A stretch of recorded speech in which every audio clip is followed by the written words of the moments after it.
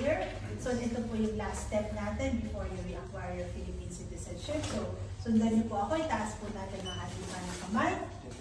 I state your name please. Solemnly swear that I will support and defend the Constitution of the Republic of the Philippines and obey the laws and legal orders promulgated by the duly constituted authorities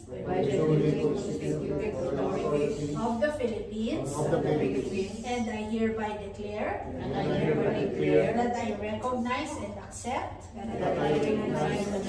the supreme authority of the Philippines and will maintain true faith and allegiance thereto, and that I impose this obligation upon myself voluntarily without mental reservation or purpose of evasion. Congratulations to everyone. Thank you.